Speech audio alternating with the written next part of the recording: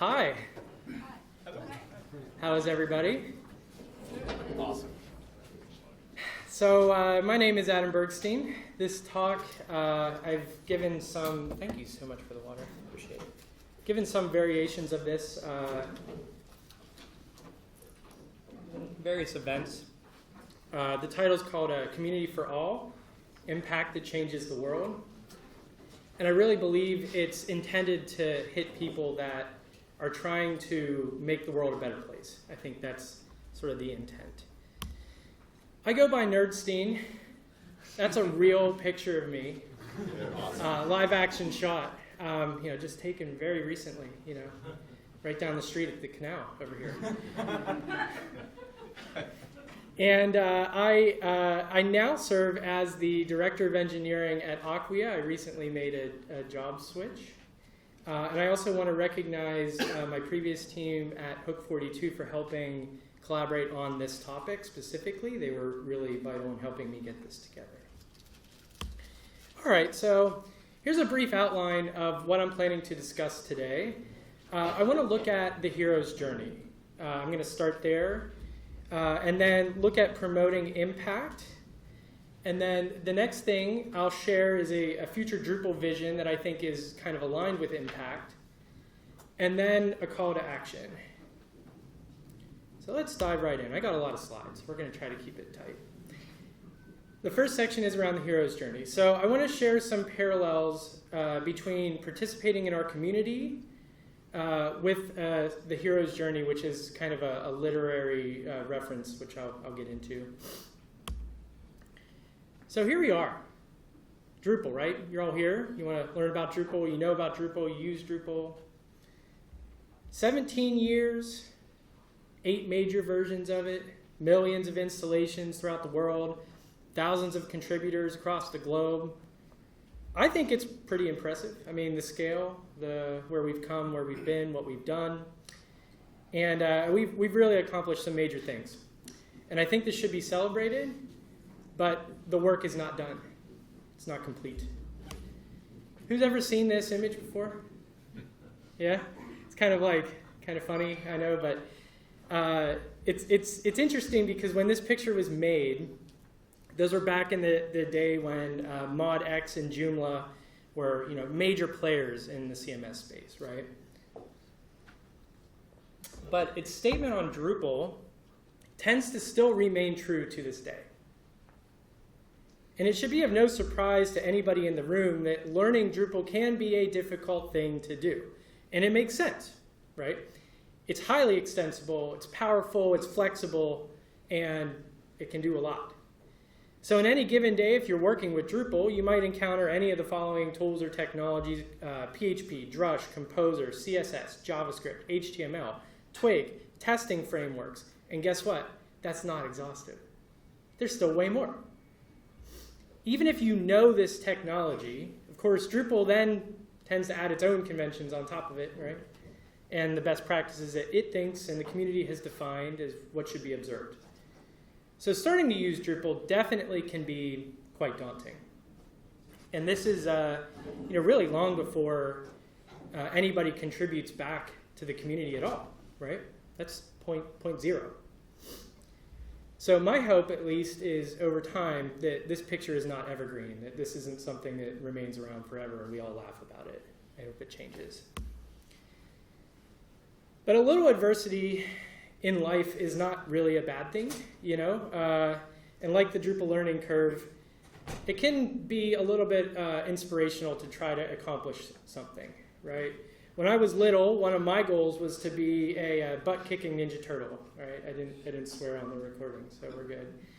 But I was going to be a Super Ninja Turtle. I was going to do that. My brother and I, we were all bought in on that. Ninja Turtles, they overcome adversity and they fight the good fight and they combat evil and they're heroes, right? Oh, they're so strong and awesome. And while Ninja Turtles really aren't real, and I didn't realize it back in the day, their story still inspires people, right? Stories like Ninja Turtles, Star Wars, The Matrix, Moana, and so many more, they follow a narrative, the same kind of a narrative of a hero or a heroine that overcomes adversity to become the best that they can possibly be and what they're known for in life, right? Joseph Campbell wrote a book that's called The Hero Journey that discussed this kind of phenomenon. The hero journey is a symbolistic arc. It's a character arc, a journey of ups and downs and challenges that achieve a deep inner transformation. And this transformation is capable of having significant impact throughout the world. And in the book, Campbell describes these paralleled steps in the same kind of acts, like steps that you go through. It's separation, descent, initiation, and return. Those are like the phases. So who in the room's ever watched Star Wars? Help me out. Yes. I like the Star Wars movies. You know, my dad made me watch them, and I'm like, they're pretty cool. So it's the classic story of good and evil, and most relevant to the discussion for the older ones, right? Not the newer ones, sorry, just to be clear, is Luke Skywalker, right? And he's the person that goes through the hero's journey to become one of the most amazing, legendary Jedis that ever fought against the Empire, right? And so let's revisit some of the steps, the hero's journey in his story, right? First is separation. He recognized that he was different. He had some skills or some thoughts or feelings that weren't quite the same as other people. And then he met Obi-Wan Kenobi, a mentor, and he basically taught him more about the Force, and he learned about it. But at that point, he's seen something that he knows he can't turn back from, right? The next thing is the descent. Luke never realized how deep the challenges went with, the challenges that they would face and the battles that he would get into, specifically with Darth Vader. And he failed, and he had challenges, and he, at certain points in the movies, deeply, deeply regretted ever even getting involved with, the Force and things like that. Initiation is when you kind of dig your heels in and you figure out, well, okay, I can do this, and I can, and after failing, you kind of try to get back to getting on course and recommit yourself to getting back to achieving your goals. And then he shows progress. He learns more about the Force. He works hard. He's dedicated. And then he finally succeeds, And the last piece is return. So they call this return because at the end of the movie, or at the last part of the story, is a reflection. It's like, well, I can't go back to where I came from. It's not the same anymore. I'm a different person. I'm in different, I've got new skills, however you want to frame that. But his whole outlook on the world has changed drastically because of this. So let's revisit this one more time. This speaks to the hero's journey directly, right? We have solved so many hard problems in the digital space within Drupal, and hard problems are just that. They're hard. They're not going to come easy, and they're challenging, right? So they don't come without working hard. They don't come without facing adversity, and they don't come without lots of learning, lots of community discussions, in-depth research, pain and suffering, so on and so on. But the end result is that you, having gone through that experience, are better, and you've changed the world, right? And this is what the Drupal community offers. The next section is around promoting impact. So how is the hero's journey really relevant to impact? I believe that contributing to free and open source software and communities has the potential to change the world. I've seen it. I believe it firmly. And I believe every single person in here has the ability to do that too. I want you to help find your part in this and try to commit to doing that moving forward. And the rest of this talk is a whole bunch of discussion on that. I want to tell a little bit about my story because I think people relate more when they see that, even idiots like me are able to do these sorts of things, right? So when I was young, I thought that I could change the world by myself. I was very naive and gung-ho, because my Ninja Turtle dreams, they ended up shifting a little bit more towards software, and I love programming and I love computer science, and I was coming right out of school and just super eager to have impact. And I made my own CMS framework, and I was like, hey, man, this is so cool. I'm just going to program everything because I love it so much. And I learned about all these intricacies and these problems that need to be solved and modularity and all these cool things. And I loved that autonomy. I think that was actually good for me at that point in my career. But I was extremely naive. I expected this to be the next thing, right? I wanted to sell it and make millions of dollars off of it and all this cool stuff. But I was super, super, super dumb. And this never scaled. I mean, nothing scaled. You can't expect that, right? And I wanted to use this to launch big things in the world, primarily as like a proprietary closed source mentality, right? And it didn't really work. At one point, I worked at Penn State and got my master's there. And during my time working for one of the departments, we did an evaluation of CMS technologies. And we looked at the different tools, and we looked at different vendors, and we were working on a really big project. And that whole experience was eye-opening for me. So we asked a bunch of hard questions, like, was the tool vibrant? What could be done out of the box? How customizable was it? Could it handle third-party integrations? Could we design it the way that we wanted to? Could it handle mobile devices? Is it secure? That's a fancy question. But there's tons of things, right? We built out all these criteria, and we looked at it. And guess what? Drupal checked every single one of the boxes. Fascinating, right? How could something totally free, completely open source, check all of those boxes?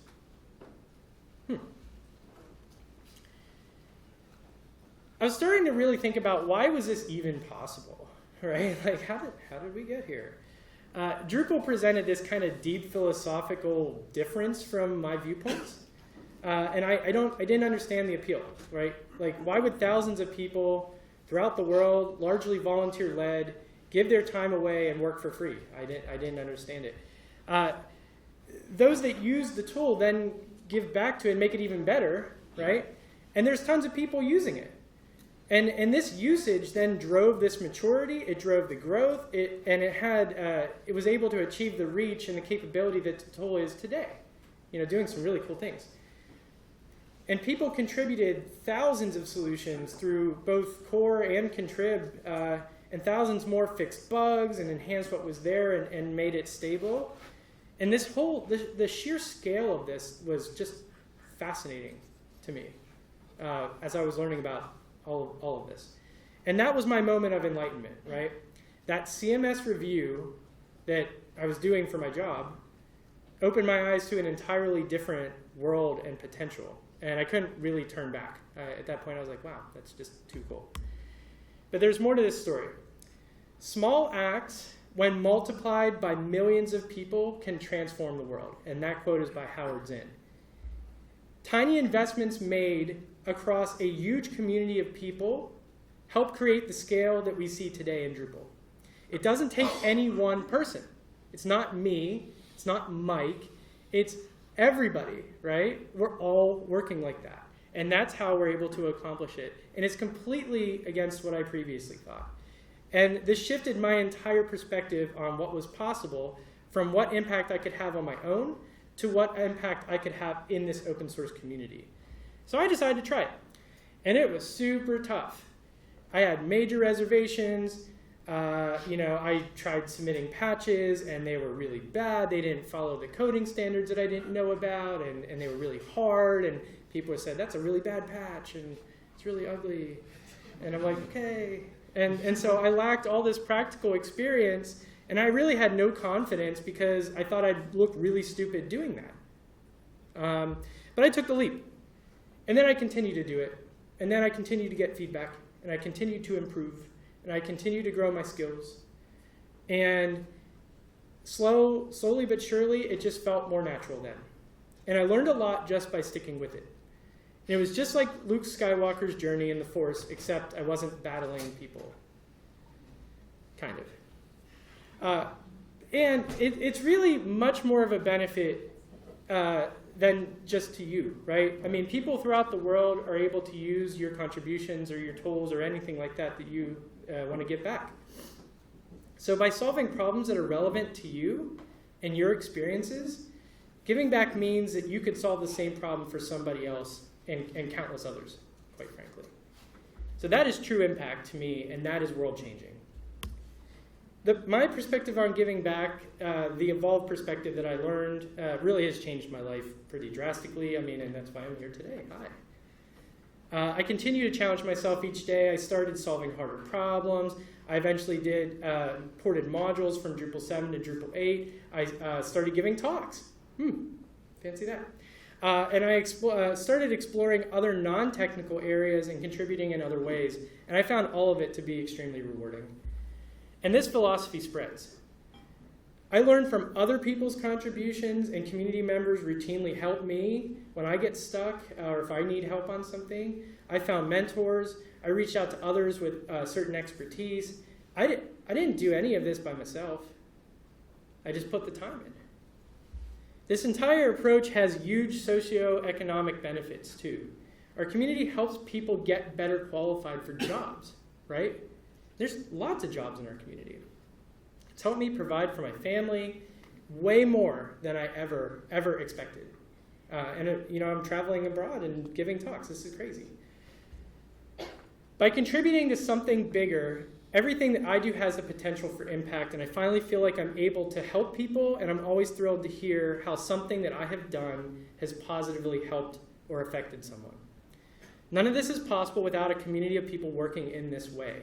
Drupal never got to where it is today by only having people sit on the sidelines, and contribution is the cornerstone for Drupal remaining sustainable and being vibrant. While I know you can have impact in our community in your own way, sometimes people are afraid to do so, and I certainly was. I think that was fair. There are many reasons for this. It could be imposter syndrome, where people think that they're inadequate or they might not be able, they might be exposed if they try. But it also could be a protection mechanism for working in a public space or in a professional persona. Robert F. Kennedy spoke to this pretty directly in a quote. "Only those who dare to fail greatly can ever achieve greatly." If we as people seek to have the impact that we want to have in the world, we need to not be afraid of failing. Japanese samurai had an old tradition of something called dying before going into battle that addressed people's fears. They knew and they recognized that the work that they did was really dangerous, right? They could die. And they knew that was a potential reality when they go into battle. But the exercise of dying before going into battle helped them to imagine and ultimately accept a reality where any outcome could be possible. And they aligned with the mission and owned the potential for their work to promote a greater good. They fully committed to it.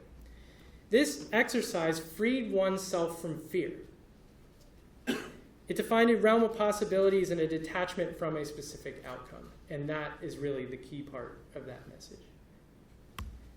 We're all in some state of learning, every single person in this room, and we all fail sometimes. We need to ensure that we as people recognize this in ourselves and we recognize it in other people.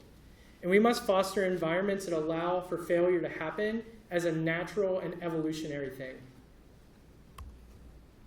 Kelsey Hightower, who does a lot of work in like the Kubernetes community, addresses pretty head-on for open source.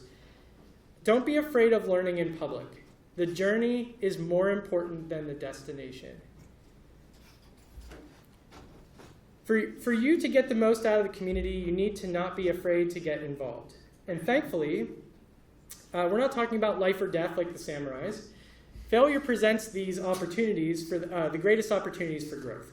I believe that. And our community is a place that offers these opportunities and support so that you can experiment, learn, and grow at your discretion. You have to overcome your fear and try to unlock this potential in your life. You may die going into battle, but maybe you survive and become a war hero. Who knows? And maybe you even cure cancer. Wouldn't that be awesome? You cannot imagine a new reality or for yourself or for the community or the world without having the courage to move past the risks and your own avoidance of it. All right. We're going to do a pretty drastic shift here, okay? There's really two primary parts of this talk. One is I want you to know and get hyped up and get ready to join this community and feel good about it. But the next piece I want to get into is really my vision of where I see Drupal going. And the primary reason why this is part of this talk is I think we all want to have impact. So I took some time to think about where the community is today and present some ideas on where I feel like people can have impact.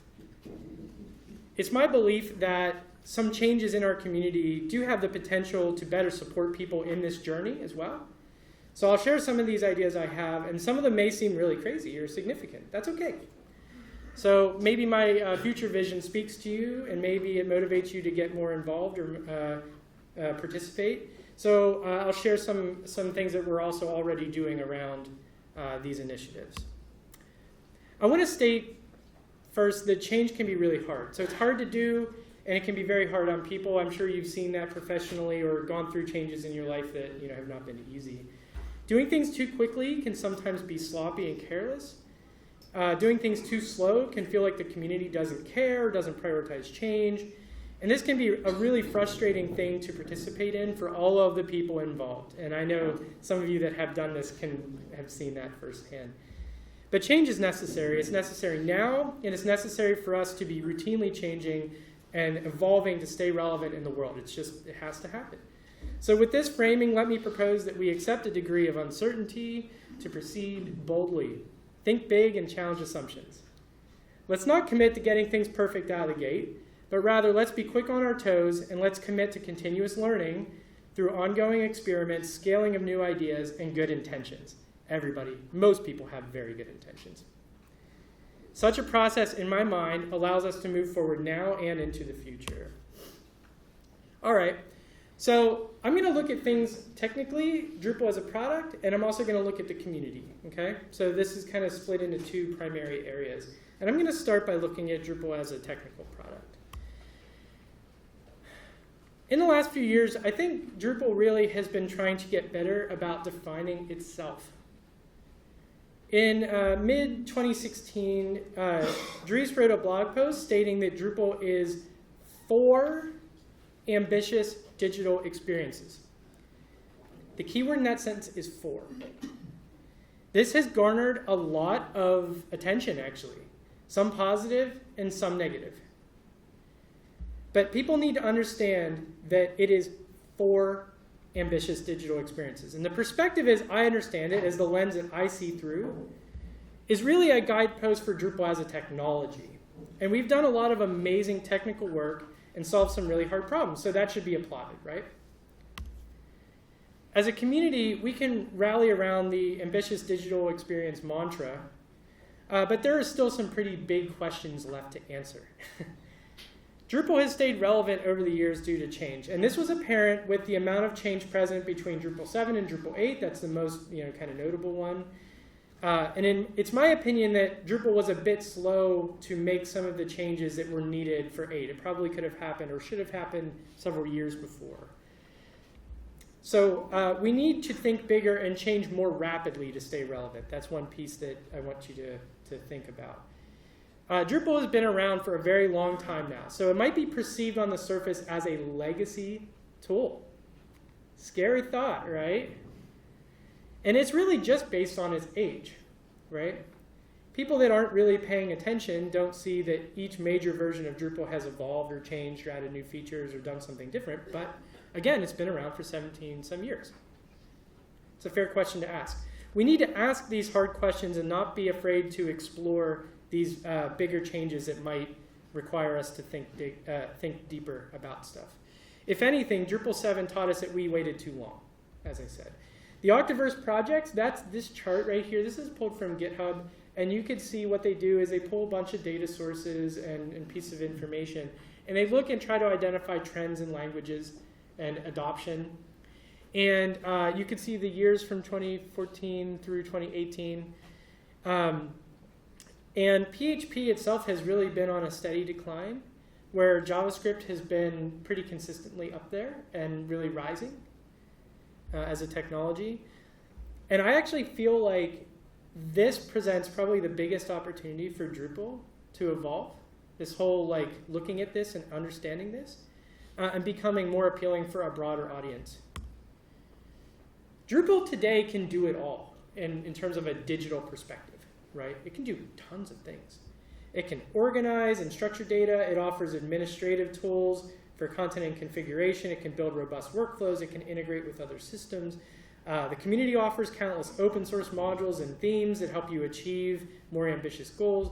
Oh, and you can customize it with its framework, right? You can do whatever you want with custom code. And guess what? Like, that is still going to be extremely impactful and relevant in this digital world. People want that. So there's going to be a long-term need, in my opinion, for Drupal delivering this functionality and this capability as a complete solution. Like, I don't see that ever going away. Countless technologies have come and gone in the 17 years that Drupal has been around. And this really, like the fact that we have changed and the fact that we have built a solution that is capable of doing so much has showed that Drupal has staying power and is relevant and has evolved to meet people's needs over 17 years, right? So how can Drupal as a product continue to stay relevant? People unfamiliar with Drupal can actually have a really hard time using it, as we talked about.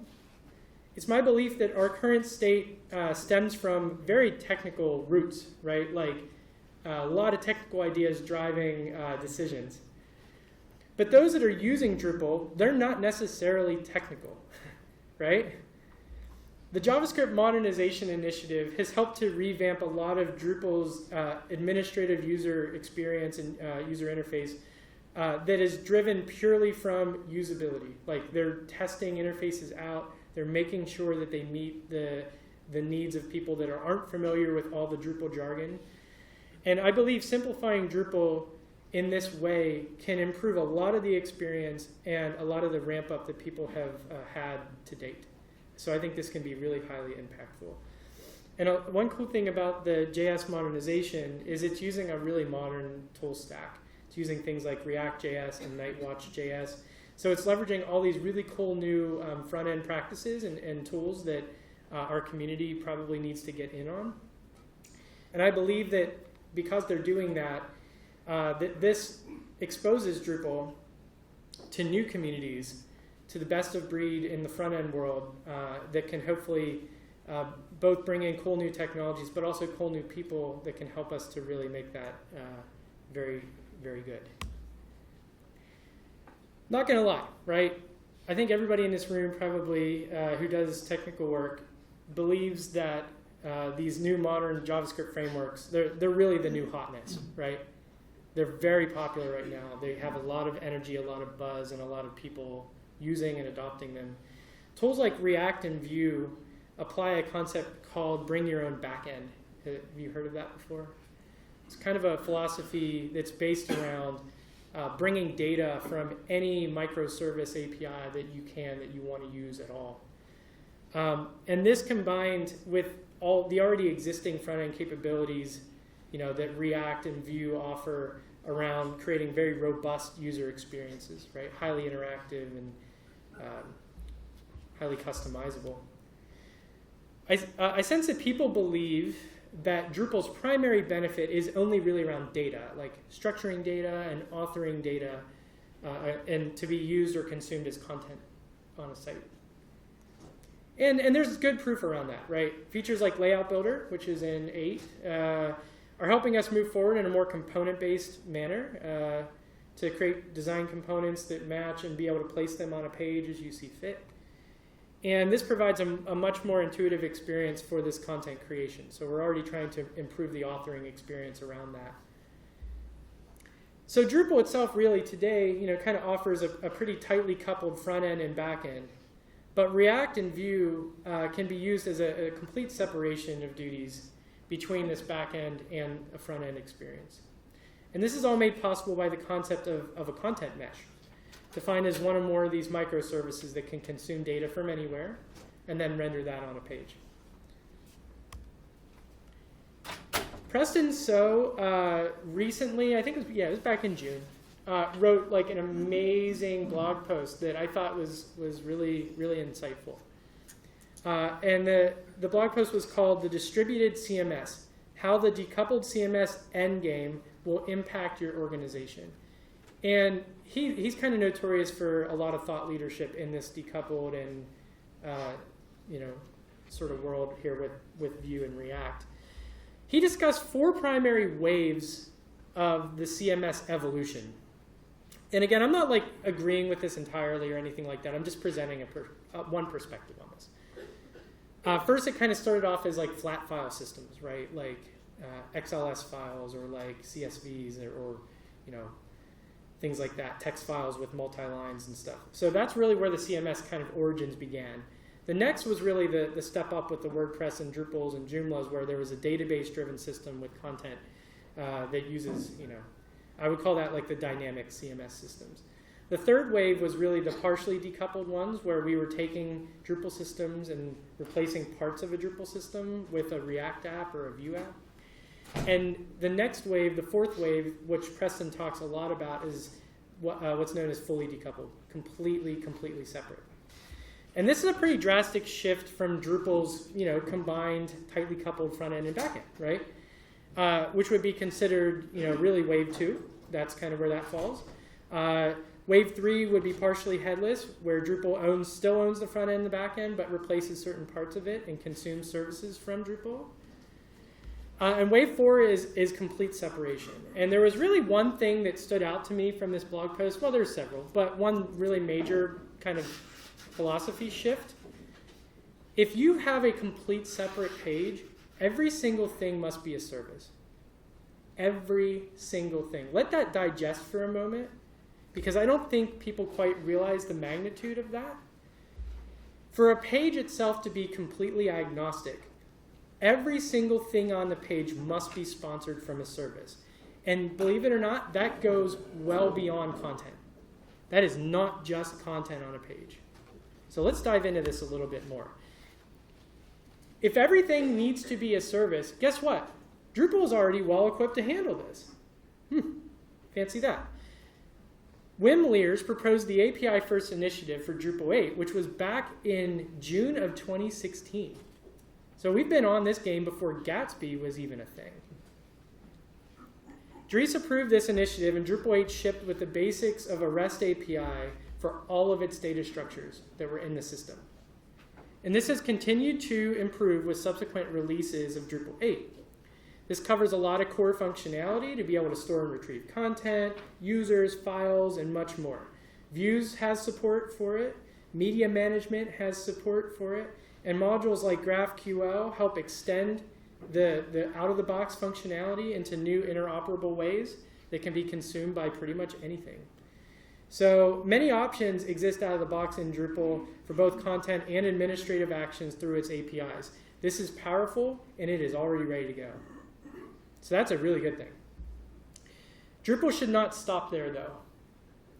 Services are not just tied to content management. They're not just tied to users. They're not just tied to files, right? What about things like search? What about things like web forms? And other dynamic things that exist on a Drupal site, which it is really well equipped to handle. Current fully decoupled sites are leveraging third-party services for that. They're leveraging Lunar, or they're leveraging Netlify forms for web forms. That is what they're doing. They're just combining a bunch of existing services that exist in the wild and dropping them into their front-end decoupled site. That is how the world works today. But Drupal can offer the same functionality for free. We need to evolve our understanding of APIs from purely content to one of Drupal driving dynamic services. And we need more innovation to happen here. That is really the key thing that I see as a gap today. Drupal can and should evolve to be API first for everything. If the Octaverse is correct, Drupal needs to be paying attention for opportunities for stronger integration with these JavaScript tools. Many features overlap between Gatsby and React and Drupal. There's a lot of intermingling of features and capabilities.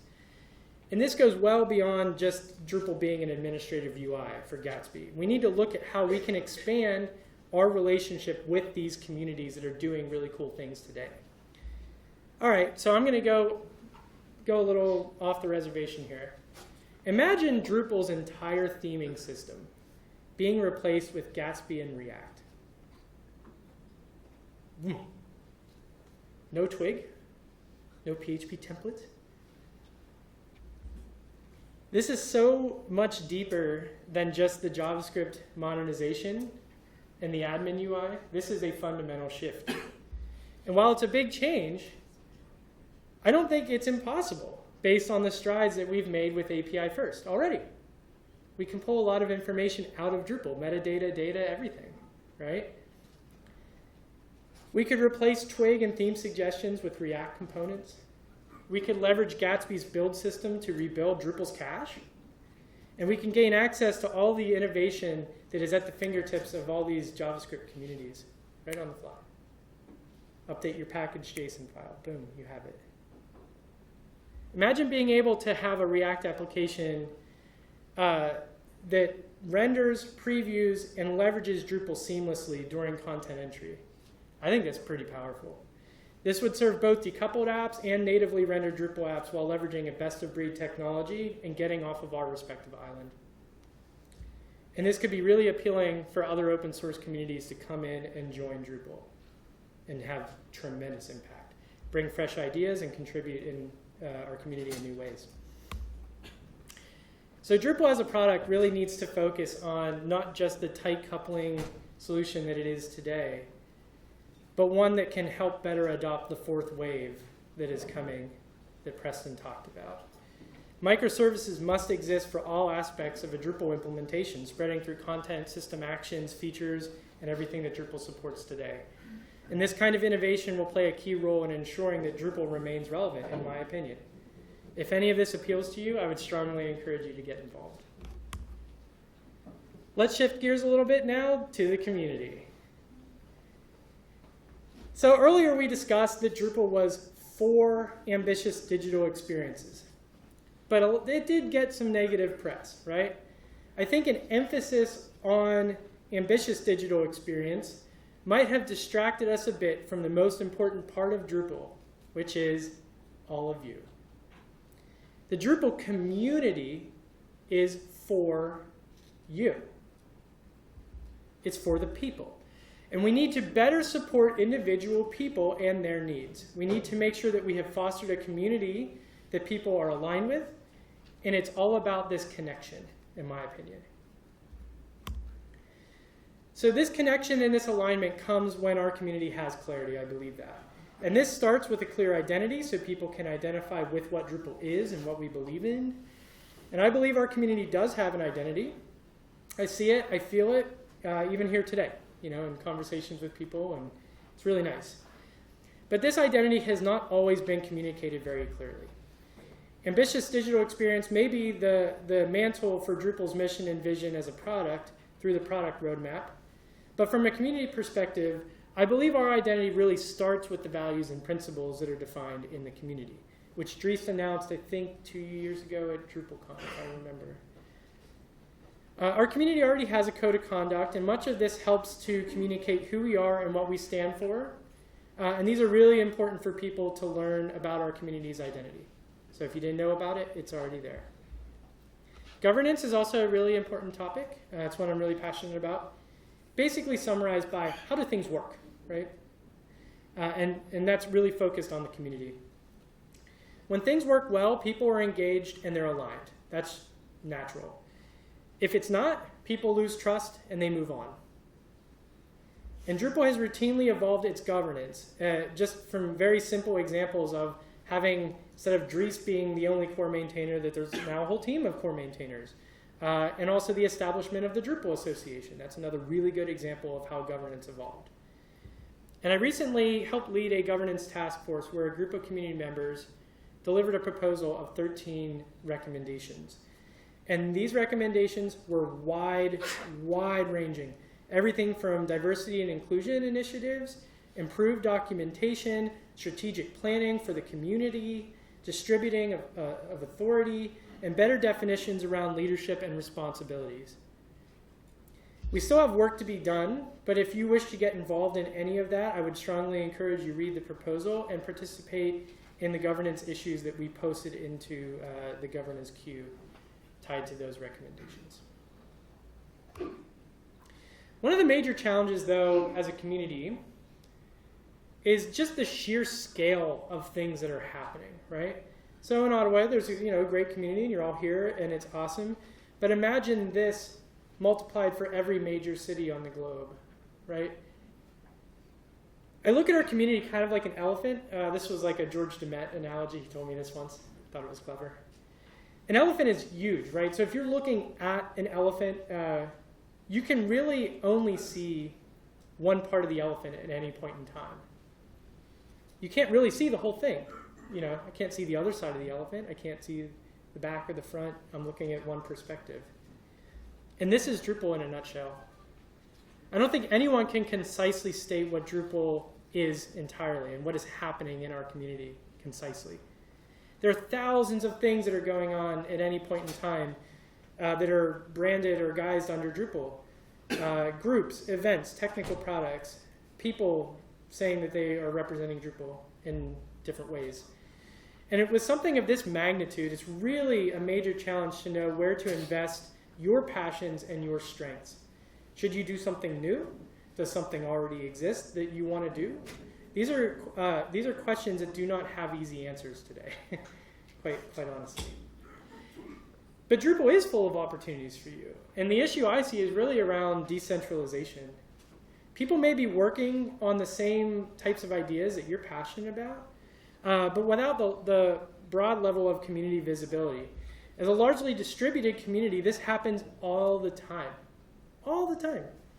So for us to be able to scale and evolve, it's my opinion that we need to begin to help raise awareness and centralize efforts and the communication of those efforts throughout our global community. It needs to be much easier to understand and identify the entire elephant, which makes up the Drupal ecosystem. Centralization can still maintain distributed community efforts, that's fine. But helps to make those efforts more visible and identifiable by people that might be interested in participating, that share that passion and motivation, and hopefully provide a more consistent way to participate. If people have time and interest in contributing, we need to make sure that our community resources are as easy to find as possible. Drupal is notorious for having antiquated and sprawled documentations like all over the place, right? Especially for technical resources. Documentation is incomplete, it becomes dated, and it doesn't appear to be, the highest of priorities sometimes. And it needs to be. I mean, this is a huge barrier for anybody really participating in any open source community. The closest effort resembling progress here is known as the Documentation Initiative, which was started by Matthew Grasmick. And when I hear documentation, my brain immediately goes to just technical stuff. But I believe this can and does apply to a lot more than that. As I understand the effort, it's not just an effort to document technical things. It's actually an effort to improve the usability and make everything clearer for people to participate through documentation. And I think this is great. I think this is a really good example of how the tide is shifting from, hey, let's go build really cool technical things, to let's build something that meets the needs of people. It's a shift. If you want a clear and massively impactful opportunity, this seems like a very good one to get involved in. Promoting usability can apply to a lot more. We could benefit a lot from improving our community site, and if we do centralize things, this would be a great place to do that. Something that is simple and straightforward to help concisely communicate all these efforts that are happening around our community in a central and easy to find way. Let's start with our identity, our mission, our values and principles, and strategic plan. Hey, that would be cool. And then let's expand that into community groups and events that are happening throughout the community that people can concisely see that from one place. And finally, let's give people clear pathways to participate. Let's make sure that that is a key part of the community site, that they can click a button and say, I want to join this effort, or I want to get involved. And they can do so easily and readily. And I do feel like, especially I think in Canada, it's very clear with the multilingual needs of French and English speaking people. These things need to be expanded. All of our community resources need to be in multiple languages. It is not fair that everything is only in English and we force everyone throughout the globe to read my native language. I feel like that is not appropriate. If you're interested in helping out at all, I know Rachel from the DA has already been working on improving the community site a lot, and I'm sure she would welcome any help that you all would want to give. Any centralization effort really does need to be looked at, in terms of the resources and the support that are needed to accomplish it, right?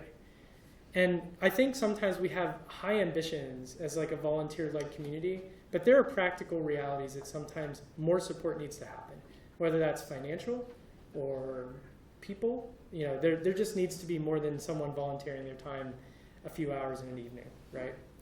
As a simple example, it costs a lot of money to run events like this, to run Drupal.org, and to advance new initiatives. Our community members and participants need other assurances like legal support. There's people that work in the CWG, as an example, that sometimes are at risk legally for some of the actions and things that they need to do. But we need a lot more than that. We need guidance, we need training, and we need to make sure that we are affording these clearer connections throughout all the parts of the community. And this is where the Drupal Association comes in. I know community members have been critical of them, and some of this is our perspectives, some of it is theirs. I know they've done some things sometimes that have not always been welcomed by the community. But I think we view their work as like an expectation. It's like, wow, yeah, you've got to do this. You must do this. But we don't always see how important it is for us to support them in this process. The work that they do is not free. It's okay if they give money for events and they help things out, but that has to come from somewhere, right? And we all need to make sure that we are helping out and offsetting the cost for their work because it helps the community. It does. I think we like to use the word donate, but I think that is a really bad perspective to have because it's not really optional, right? Like imagine if Drupal.org goes down. Like we're kind of dead in the water, right? We wonder why they're not offsetting the costs of DrupalCon more, or they're not building more tools to help people. We really need to shift that donation mentality to one of investment. This is investment that we need to make into the community to be successful. Any community of people needs to prioritize inclusion to sustain itself. It just does, right? Inclusion is a really big topic for me. I want everybody to have an opportunity to participate, and I want this community to recognize and acknowledge contribution in all forms. So why inclusion? Why does it matter? I think Chris Sims actually tweeted about something that I thought kind of summed it up well. One important trait of high-performing teams is that they use their diversity to come up with better solutions. Diversity and inclusion are critical to community sustainability. Just is. Every single person has their own perspective to add to this greater community. Every experience people have had, everything they've learned, all of this shapes people in unique ways. And we need to challenge ourselves to move in new directions, and we need better solutions to evolve. And the sustainable aspect of it is really not where the story ends here at all. D&I efforts are just the right human thing to do. We need to make sure that we are treating people well. We're creating opportunities. We have such a massive opportunity to serve underrepresented people and help improve their lives. This community offers that. And this needs to be open to those that need it the most in an effort to help promote equality and fairness throughout the world. I believe that firmly. We have the greatest opportunity to grow in new and unknown ways. And there's a quote from William Plomer that kind of captures the essence of this. Creativity is the power to connect the seemingly unconnected. Innovation isn't about the ideas that I have. I feel like I'm an old-timer now in the community. I'm sorry. It's more about making sure that our community is welcoming and supportive to new ideas. And this is how we get creative, and this is ultimately how we stay vibrant. Our community needs to have defined pathways for scaling these new ideas. We can have an inclusive community full of amazing people capable of making new and contributions, but it means nothing if we don't have a well-defined way to scale those ideas. Right now if we do a good job of being a community that is inclusive and diverse, then how do we really harness that? Right now our tools and our processes around that are lacking. In a community of this size, we've not done a great job of helping people to scale their own ideas. Can anyone in our community clearly define how you take an idea from conception to fruition? I can't. I'm not sure. It seems to be a weird mix of issue queues, some Twitter discussion, community discussions at camps, knowing the right people, and getting the buy-in of various leaders in our community. And it is not really properly defined, and I don't really feel like it scales well. So we need a group really dedicated to doing this, that's in service to that. And this group would help manage this continuous improvement to help listen, facilitate discussions, be highly informed about what is happening throughout the world, make connections with other groups and entities, help do research, seek consensus, and ultimately make decisions. This would help give people a voice and bring new ideas to reality. And supporting you is what I believe makes Drupal and our community effective. It is emphasizing you and ensure that you have the right paths, the right support, and the right opportunities to contribute back in your own special way. We cannot solve our problems with the same level of thinking that created them, and that is Albert Einstein. Our greatest innovations as a community have been solved by those with an imagination to create a new future. We need new ideas, and we need everyone to have an opportunity to participate and bring those ideas forward. And it's my belief that prioritizing this ensures that we as a community can continue to do great things. Finally, a call to action. There's so much potential behind really any kind of contribution, I believe that. Something that you may consider to be small or inconsequential can be just the right thing that someone needs at the right time. If you have an observation on something, you're likely not alone. Maybe you run into a challenge with something that you're doing, or you found an experience or some phrasing in Drupal to be awkward, or maybe you have an idea. Don't be shy, just share it, contribute it. It may just have a huge impact that you are not expecting. And this phenomena is known as the butterfly effect, where initial conditions in which one small change in one state can result in a very large change in a later state. Everyone's story is going to be different, right? What's your story going to be? What will you have to share looking back on your hero's journey when you go through it? I will say that this community needs you, and we're all here to help you in this journey.